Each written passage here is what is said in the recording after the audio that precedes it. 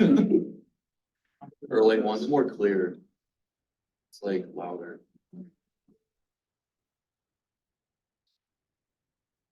And there is an optimal way where this effect that we try to describe is the strongest.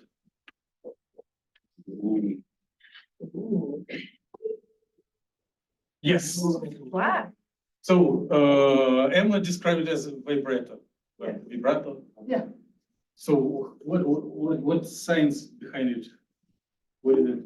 Or how we just explain what is going on? Both together just changes where it's like how it can resonate. But what is changing? Like frequency is about the same, right? Unless you are a violin player, you will probably not recognize the difference.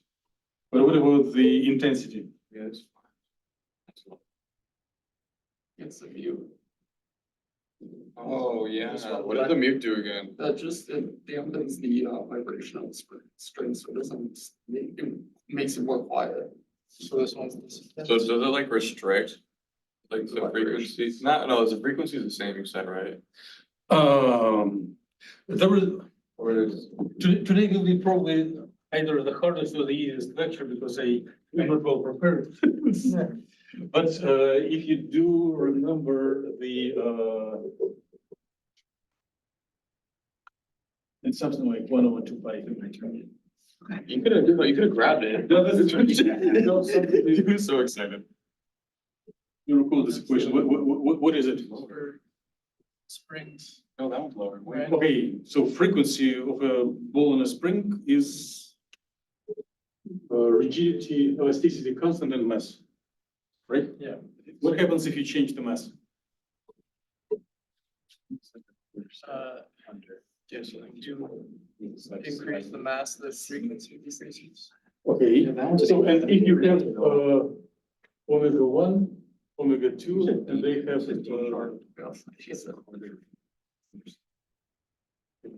slightly different mass.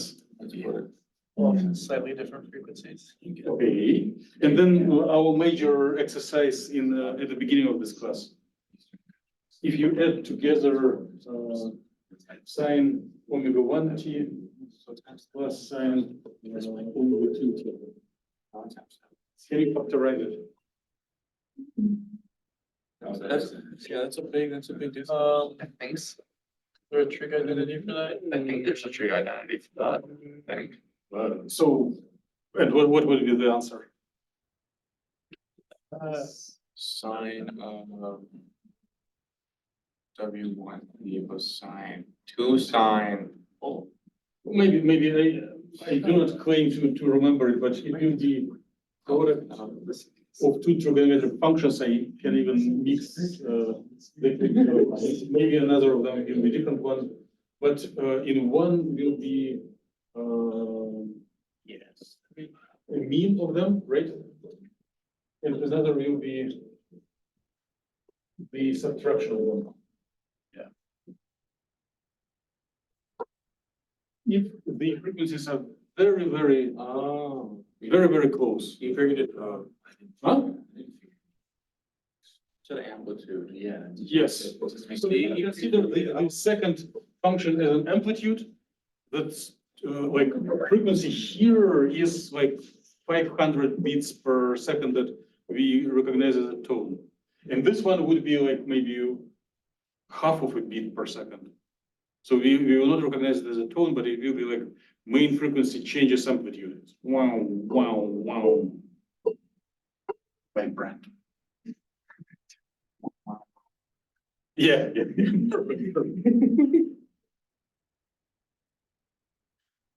Boy. Like in the box. Oh, true. That's only for like that's only for telephone stuff. So let's arrange our efforts to progress as far as possible in this scary exercise.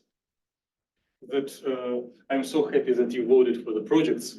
Otherwise, we would need to do like 8 of such long problems in 2 hours, which I would be scared to do on my own as a stopwatch. Let's just read and develop ideas, and then I'll provide materials to my best ability. So, Anna, we will start reading and we will. From rotational vibrational spectra of nanomolecules, the splitting between lines in 7900 and the fundamental vibrational frequency is 1876.7 centimeters. So what do you think? Oh, well, and maybe the first question. Find the spring constant, first constant of the NO bond. So what do you think? Just start and then we'll pass over so that no one has too much exercise. Are you scared? Are you happy? Is it something that we do every day? Like, what do you think? Which images pop up into your head when you read it? Like school and ball. No way.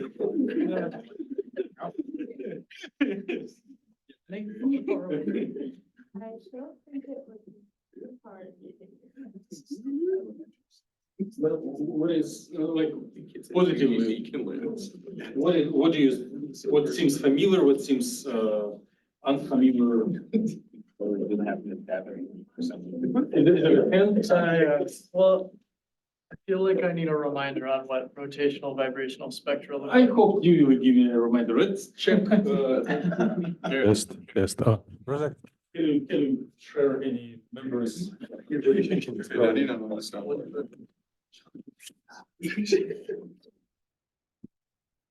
So, um,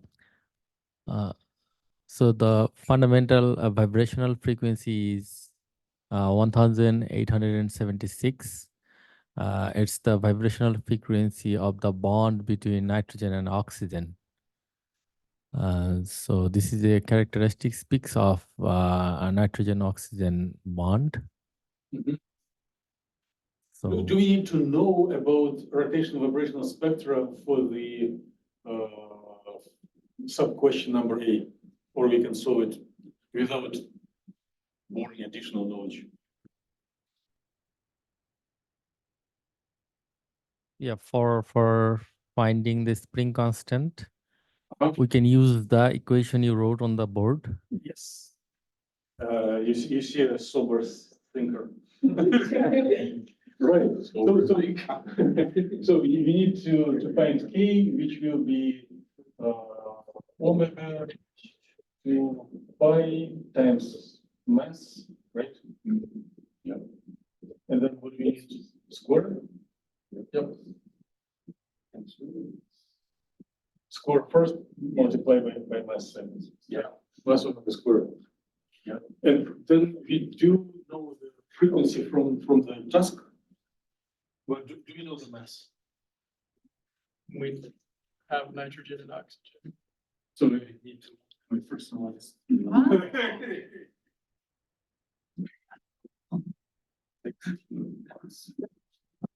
So honestly, that would come. So I hope to avoid playing with dimensionalities and solving in numbers, but what is the? Here's the problem. We do have 2 masses, agents. You have 2 masses, right? And in the equation, you have 1. What should we do? Huh? Combine the 2 masses. Yes. Oh, Just by adding together the atomic masses. it's a good idea. It's halfway through. But thinking in the correct direction. That's a flow dispensation.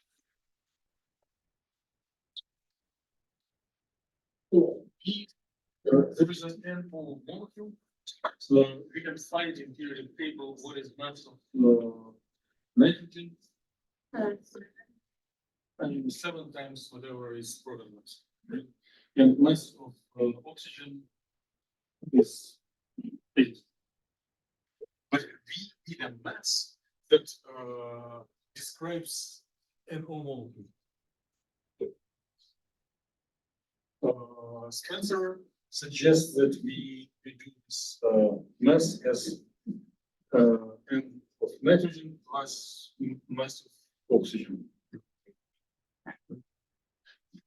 James suggests to take an average. What are other opinions? You want to correct us. So the this equation in the limiting case, if one part will have infinite mass, like a whole globe or whatever, then this equation should give the mass of the second. Right? So you get a ball and a spring attached to it. So one needs to design such equation that will, if in the limit of one mass goes to infinity, you introduce second mass. This one you get 1/2. Right? So any memories about it? You might have heard it. Let's try as an experiment. First mass, second mass, first mass, second mass. So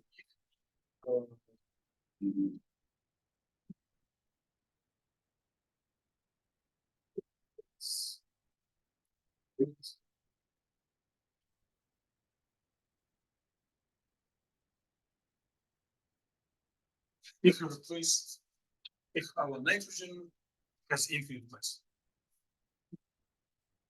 then you can cancel this one, right? Mass of oxygen in respect to infinity is like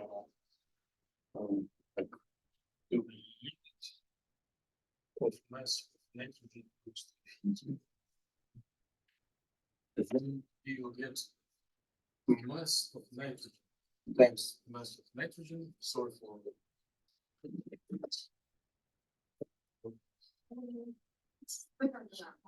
for super big extra credit to answer. So times mass of oxygen, right?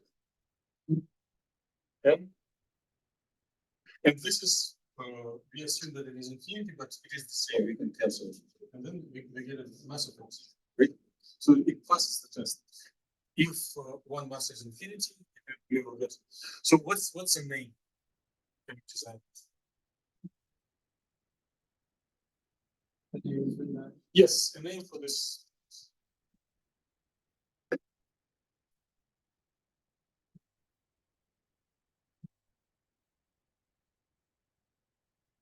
So if you take physics or astronomy, mechanics, or if you can, like looking for Wikipedia for hydrogen atom, where we have proton and electron rotating around each other.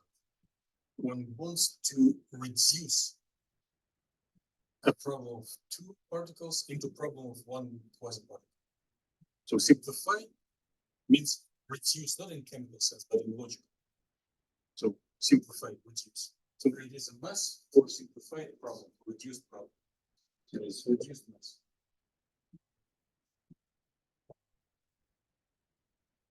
Okay. So anytime one does postulations of diatomics, one uses this. Okay, so we take reduced mass of let's just try to play with it. So n times 7 divided by 8 plus 8 to the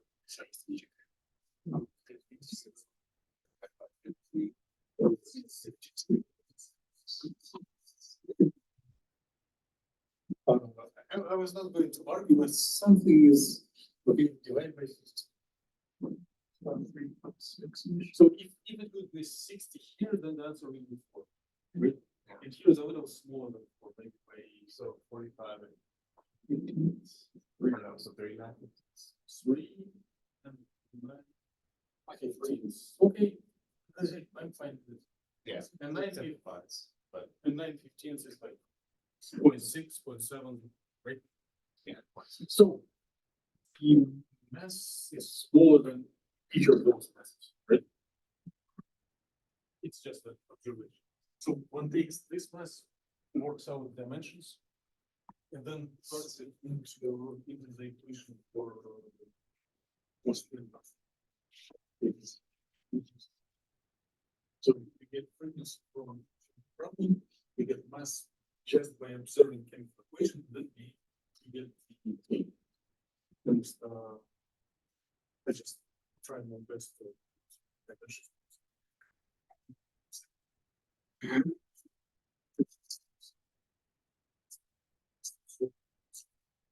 But I'm not telling that I'm not. Okay, so sub problem number 2. Calculate the intermolecular distance in a mole.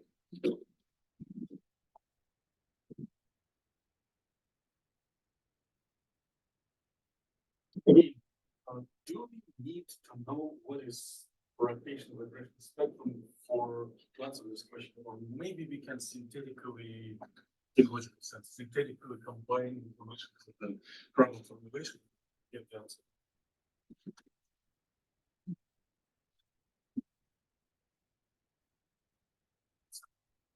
So I would focus on the splitting between lines. So we need to get an idea of what are the lines in rotation vibration spectrum, and then find a relation with what is a splitting and whether the splitting will help us to identify intermolecular distance. Okay. Okay.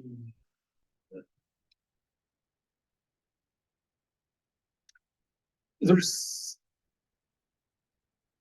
you will not get any benefits if I'm trying to justify it, but if I would present it as a show, it will not it will be the same way or so way to get the right information. So rotational vibration spectra are summarized in this image. We don't need anything else than we see here. So this is my okay. I just want to do it in time. So if we do have vibration and rotation as a freedom, it means that we have levels. Vibration levels is vibration frequency.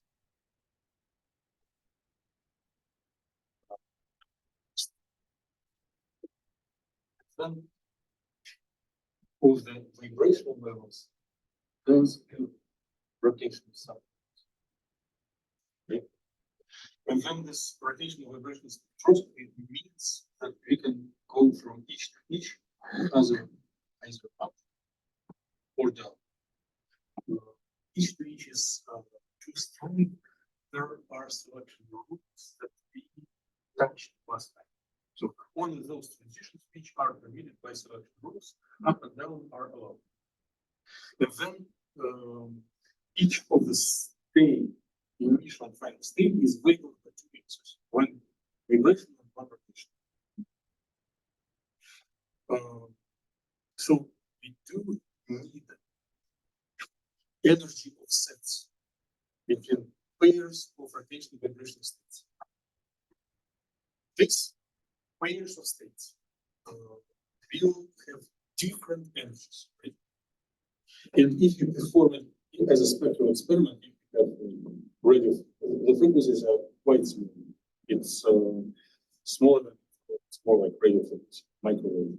But if you do this experiment, you scan this microwave frequency and see a response whether the collection of rotating molecules absorbs or doesn't absorb this energy, you'll see that there will be peaks at certain frequencies. They will be shaped as a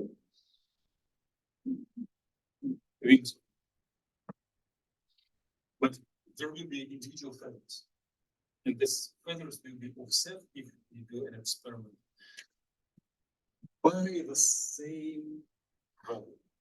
And this value is specific for each one, right? So the offset of this lines is typically related with this rotational constant, and it is what we asked in the problem, and what was provided. The problem to the splitting between lines is so many. So splitting between lines is better than CPU clock of the best computer. So we need an equation that connects the splitting the lines and what we are asked here, interlinked resistance. Okay? Beautiful. So let's practice this analysis. Let's the key points last time.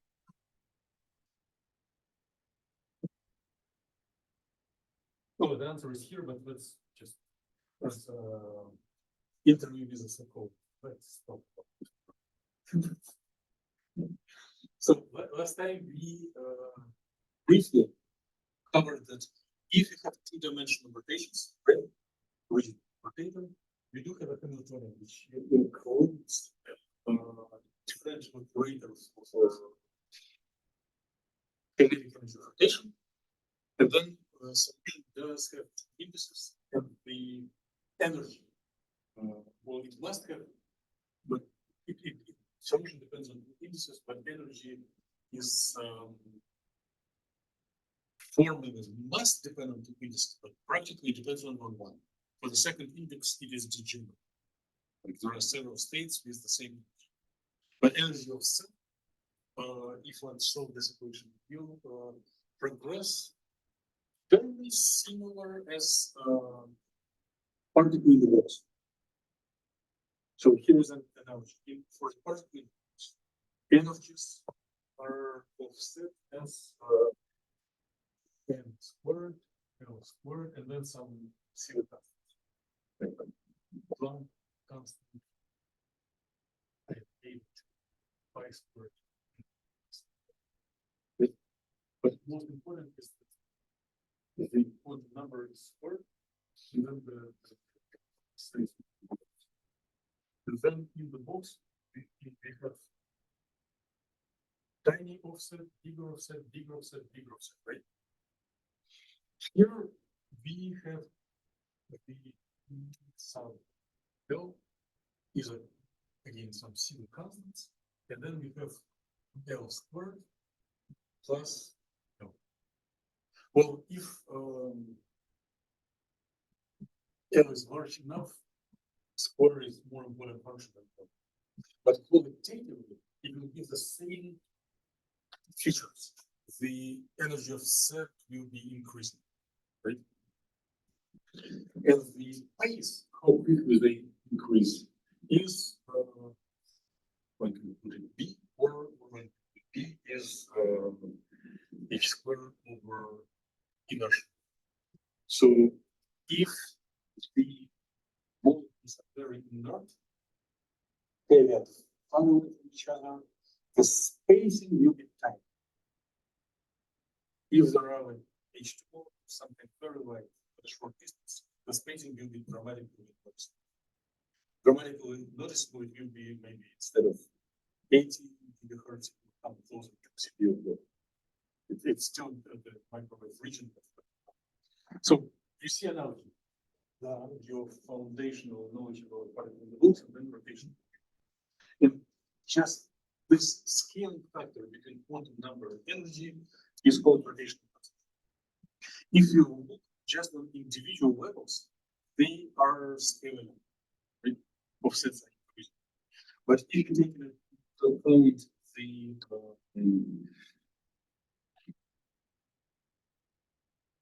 Selection. So that one can change the vibrational quantum number only by one, then one can obtain a very interesting observations. So let's just practice a subtraction. Sum L plus 1 minus E sub L. So if it is the same molecule, we can put the vibrational constant outside, and then L plus 1 times L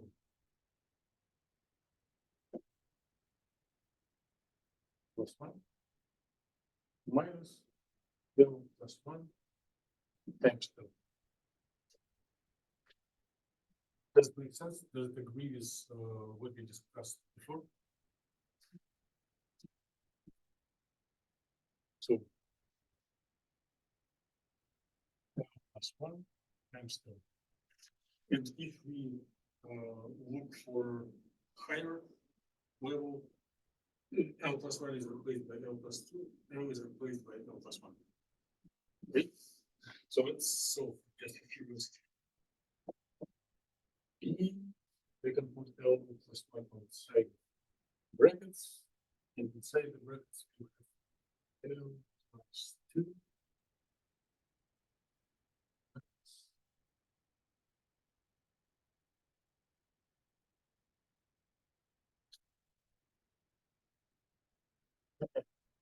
Don't impress me, but I probably shouldn't cancel on. So then you have 2p times L plus 1. So we are looking onto offsets, transitions, between first and second, between second and third, between third and fourth, right? And then we do not need any even simple algebra to notice that. As we go higher, energy offset escalates. But through this little exercise, we observe that it escalates linearly. Right? When those, like in all spectrum, transition of any line is a transition between states. Those are transitions between L plus 1 and L. And they escalate linearly. Right?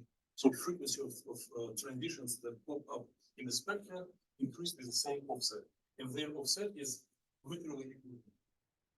So now we can practice reverse engineering. If we do see rotational vibrational spectrum, and we see these beams of equal with constant offset between lengths, we can, oh, okay, this is our B constant. Right? This B constant is inverse inertia. So we can solve for inertia until yes, I will be h bar square over 2b, whatever it is. And then we can ask, James, did you teach us what is moment of inertia? He will say, yes, I told you a bit ago. If you have a combination of mass and radius, I equals hours squared, right? But since we are talking about rotating two moments, it should be reduced mass, right? So we have solved for I, for inertia. And now we can solve it for the what is asking in the problem? So internuclear distance. So we can tell, okay, R is equal inertia over reduced mass square root, right?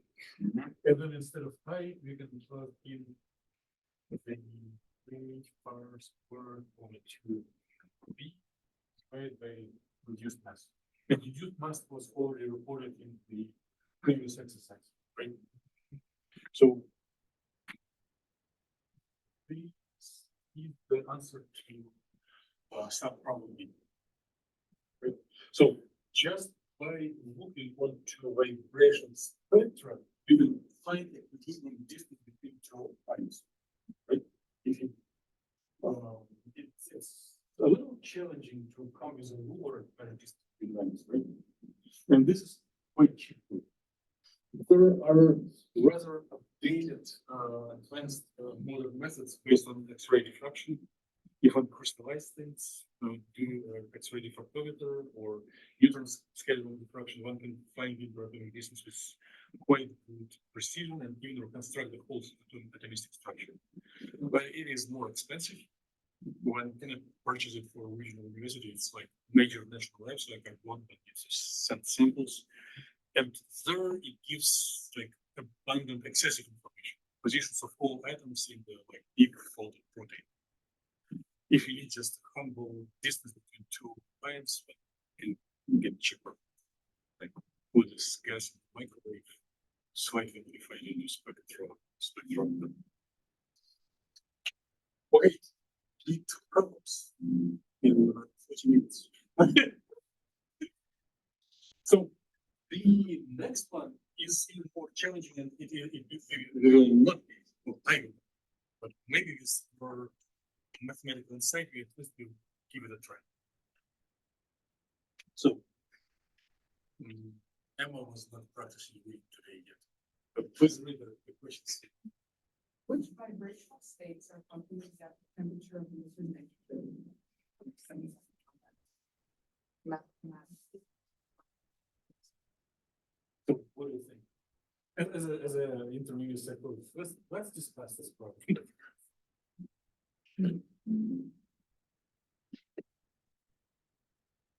Just make connection to what we were discussing, like with beings.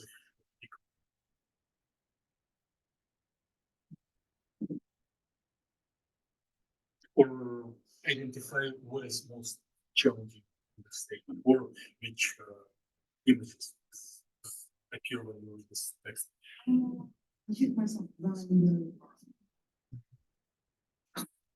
Like running away from the class and imagining a bunch. Yes. Or, Some are warming. or just imagining even 2 months ago there were terrible weeks and no snow. And they're walking on it, and if you relax, you can sleep.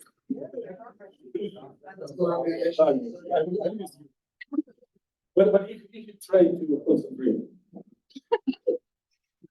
maybe on nature. So vibrational states, maybe even there is an error in the concept. I would call it rotational vibration. But some states are populated. Right. So maybe your states are populated, you imagine a map of one country, broken on states, and it is populated here, there, right? But here states are not geographic states, probably quantum states.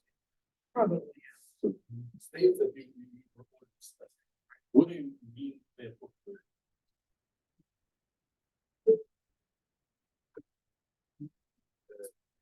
It transfers up and down between those things readily. Yes, but what is a population state? That exhibits that state. The molecule behaves in that state. Okay. Has that much energy. Okay. Okay. Approved. What else? Well, I really like your train of thought. So James, first, electrons here. Stop. We are not talking about electrons. It's just molecules here. Yes. We normalize the molecule is either one or another state to integral of wave function from minus infinity plus infinity people. What is this one? Philosophically, what? One electron if you talk about electrons, but if something different, and if you have states with 50-50, it's 50 what? Which units? 50%, 50%, 0.1, 0.5, 0.5. I'm just looking for one word which starts with P. Yes, probably. Okay. They tell about probability, and you were reading about population. It also starts with Also true? P equals P. M must form. Yes. Probability has a population point levels. If interpreted as probability that level is.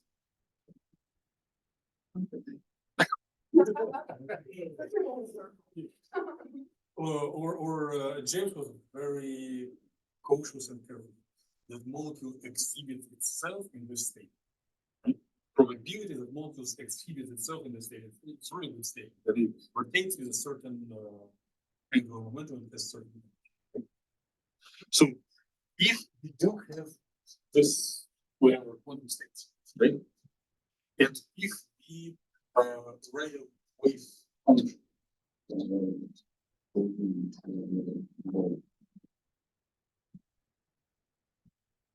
So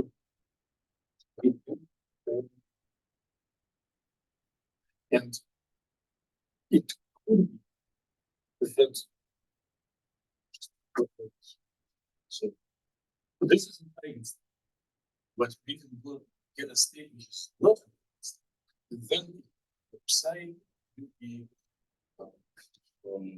theta and phi will be equal summation of this numbers, expansion coefficients.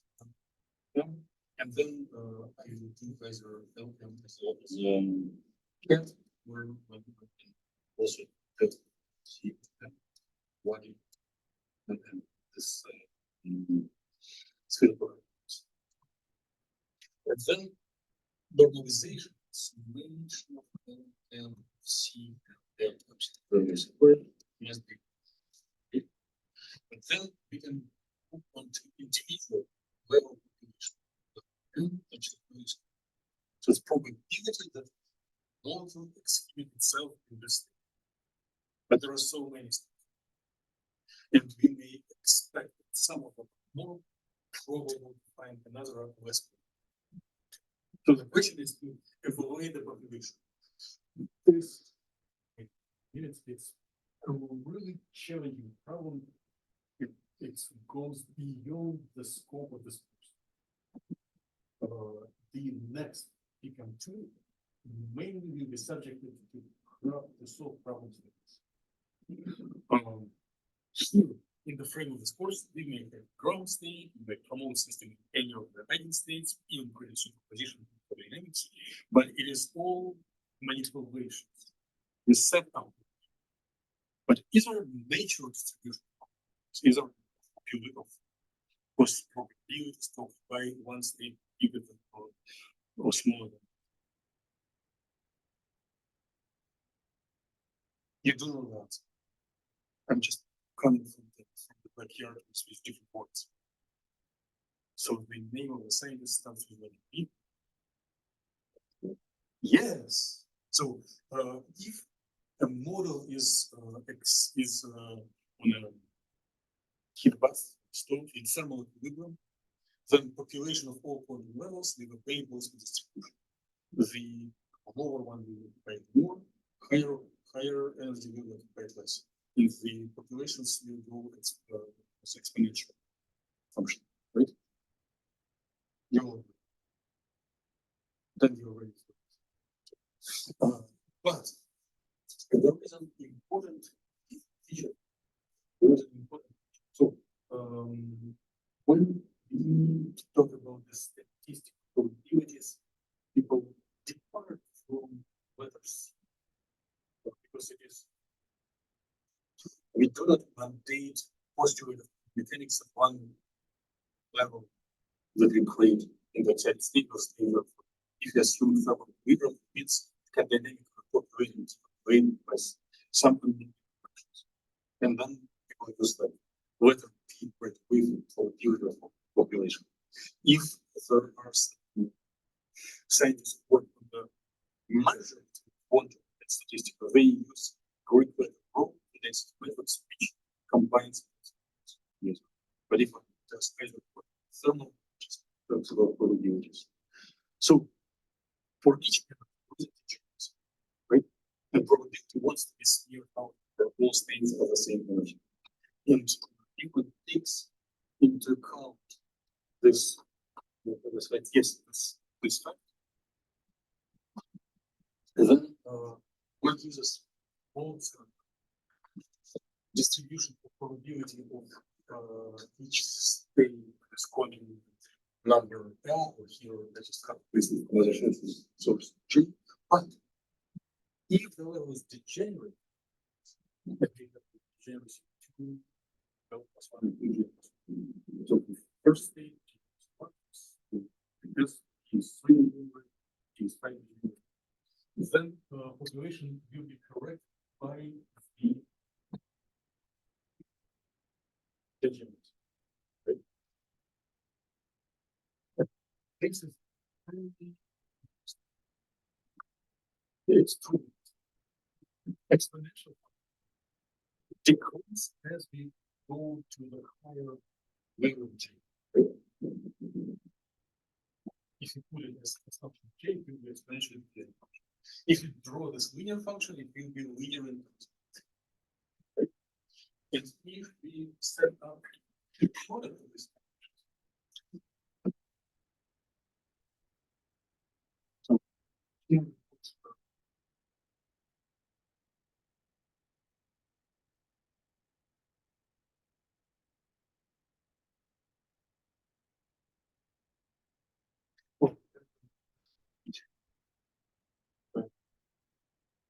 so it's decrease.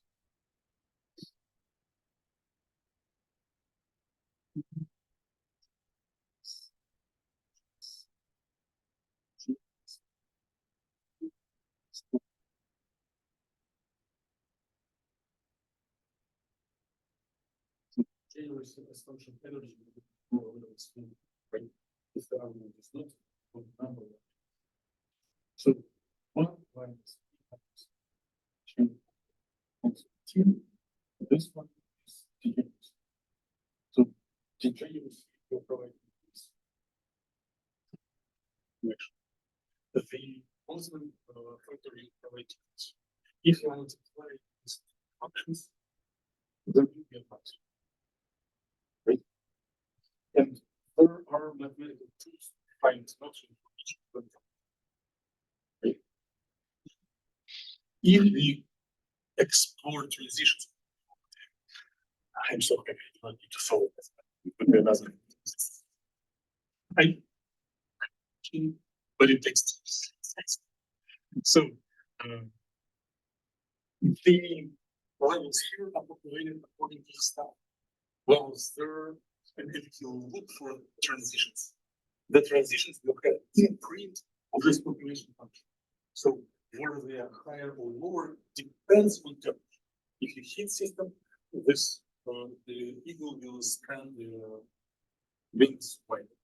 Right? So there is also way to extract the temperature. And mathematically, the question number 3 is to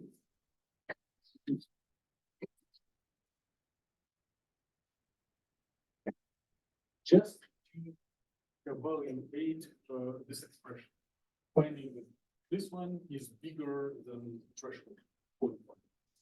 And then if temperature is assumed high,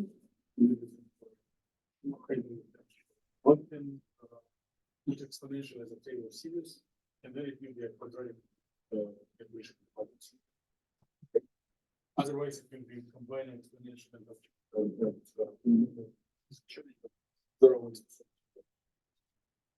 okay, so this provides the moving forward to see on Wednesday, Wednesday, but by the time of the must. So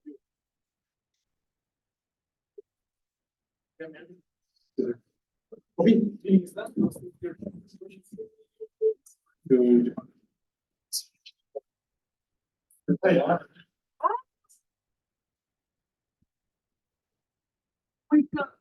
No, that's the ending bell.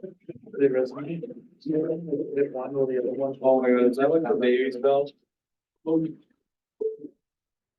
It might, no, I think